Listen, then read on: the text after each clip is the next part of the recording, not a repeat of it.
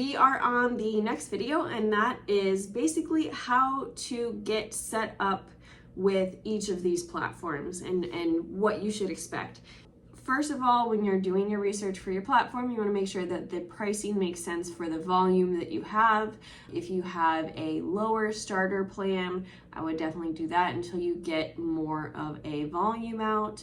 But the most common thing that you have to do is upload. You have to sign up with all of your information. You have to usually upload your insurance, you have to upload any of your certifications or commissions, and then just any of the extra stuff, and then you usually have to get approved. So sometimes they have a back office that looks through all of your documents, make sure that you are actually a remote online notary that is commissioned in your state, and then you can just kind of go from there.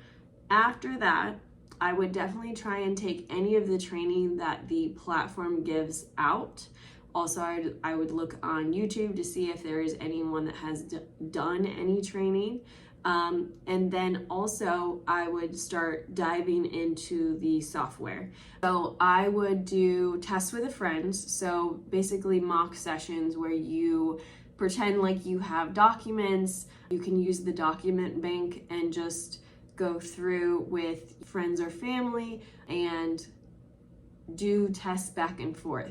You as the notary, I would highly recommend that you as the notary go through as the notary, and then you also go through as the signer. So that way, if you have a signer that is completely messed up and doesn't know where to click, you've already been through that process, so you can walk them through that without having to basically like go on and just troubleshoot during that time. It's a lot easier to be able to say like, hey, I need you to scroll down a little bit and hit continue. I need you to click this button that says this, it's pink, it's right in the middle, and it'll take you to the next screen. Or stuff that you can tell people are going to get stuck at.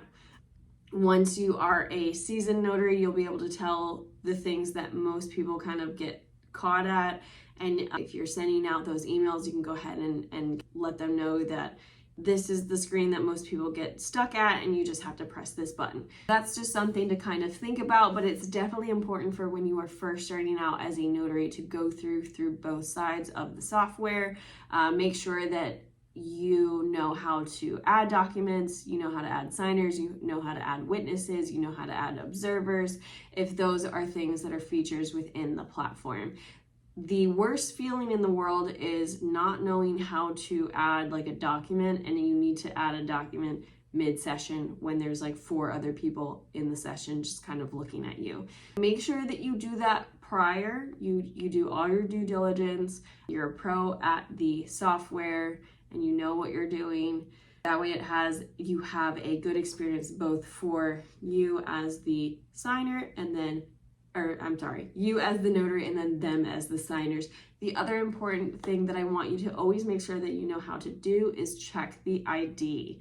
Regardless of all of the fancy bells and whistles that each of these platforms have for identifying the signers, it is still up to us as the notaries to visually inspect the IDs. We have to make sure that John Doe on the ID looks like John Doe on the video screen, and John Doe is also the same John Doe that is on the documents. So we're checking that he is who he says he is, and his name matches, and especially even his middle name if that's something that is on the document.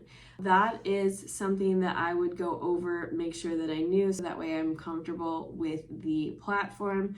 And also you have a good understanding of the fees, so that way when you are quoting your vendors and then also the general public or your signers, you're not hit with a huge fee, and the client might not have to, if you do it where the fee is higher through the platform than what the signer is paying you, you will not be happy. Make sure that you are aware of the fee schedule. Sometimes it's per stamp, sometimes it's per session.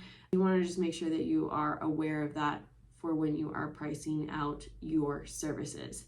So that is it in a nutshell of platforms and what I kind of think as to how many and then how to be prepared.